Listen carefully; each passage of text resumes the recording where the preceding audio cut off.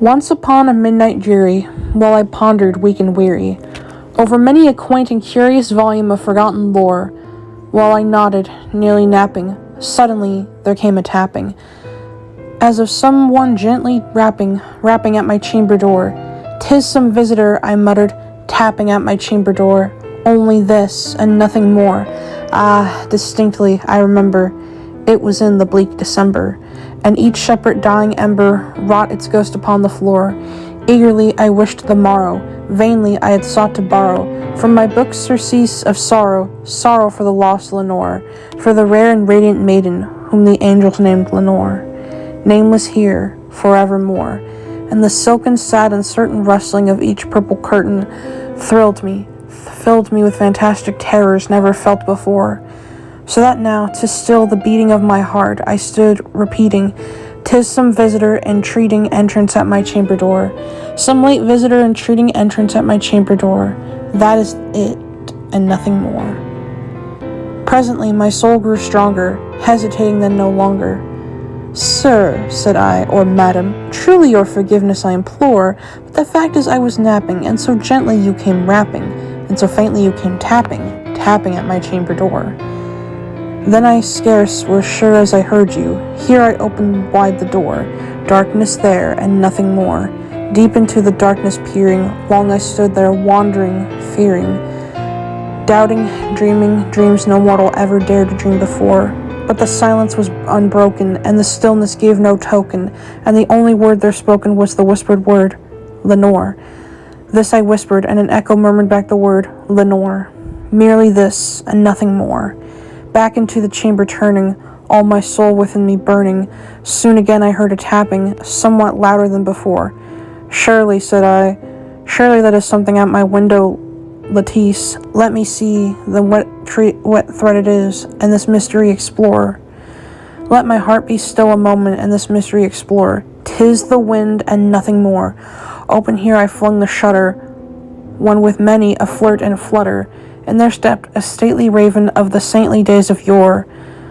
Not the least obeisance made he, not a minute stopped or stayed he, but with mien of lord or lady, perched above my chamber door, perched upon a bust of Pallas just above my chamber door, perched and sat, and nothing more.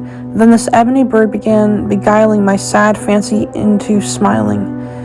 By the grave and stern decorum of the countenance it wore, "Though thy crest be shorn and shaven, thou," I said, "art sure no craven, ghastly grim and ancient raven, wandering from the nightly shore. Tell me what thy lordly name is on the night Plutonian shore." Quoth the raven, "Nevermore." Much I marvel this ungainly fowl to hear discourse so plainly, though its answer little meaning, little relevancy bore, for we cannot help agreeing that no living human being ever yet was blessed with seeing such bird above his chamber door, bird or beast upon the sculptured bust above his chamber door, with such name as Nevermore. But the raven, sitting lonely on the placid bust, spoke only that one word, as if his soul was in that one word he did outpour. Nothing farther than he uttered, not a feather than he fluttered, till I scarcely more than muttered, "Other friends have flown before. On the morrow he will leave me, as my hopes have flown before." Then the bird says, "Nevermore."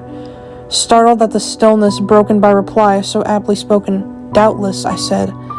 "What it utters is only stock and sore, caught from some unhappy master whom was an unmerciful disaster, followed fast and followed faster, till his songs one burden bore, till the dirges of his hope that melancholy burden bore, of nevermore, nevermore." But the raven still beguiling all my fancy into smiling, straight I wheeled a cushioned seat in front of the bird and bust and door. Then upon the velvet sinking, I betook myself to linking fancy unto fancy, thinking what this ominous bird of yore, what this grim, ungainly, ghastly, gaunt, and ominous bird of yore meant in croaking "Nevermore."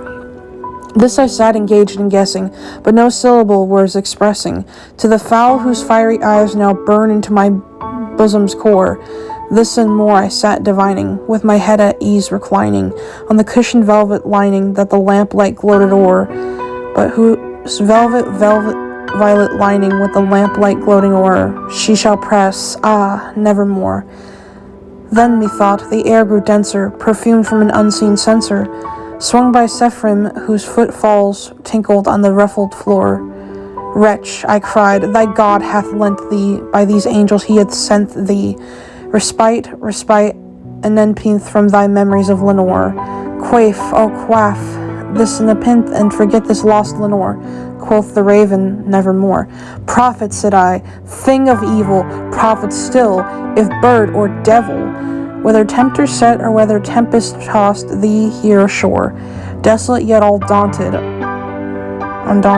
on this desert land enchanted, on this home by horror haunted, tell me truly, I implore, is there balm in Gilead? Tell me, I implore. Quoth the raven, nevermore. Prophet, said I, thing of evil, prophet still, if bird or devil, by that heaven that bends above us, by that God we both adore, tell this soul with sorrow laden, if within the distant Aidenn it shall clasp a sainted maiden, whom the angels name Lenore, clasp a rare and radiant maiden, whom the angels name Lenore. Quoth the raven, nevermore. By that word, our sign of parting, bird or fiend, I shrieked, upstarting, get thee back into the tempest and the night's Plutonian shore. Leave no black plume as a token of that lie that thy soul hath spoken. Leave my loneliness unbroken. Quit the bust above my door. Take thy beak from out my heart, and take thy form from off my door. Quoth the raven, nevermore. And the raven, never flitting, still is sitting, on the pallid bust of Pallas just above my chamber door, and his eyes of all the seeming of a demon's that is dreaming, and the lamplight o'er him streaming throws his shadow on the floor, and my soul from out that shadow that lies floating on the floor shall be lifted nevermore.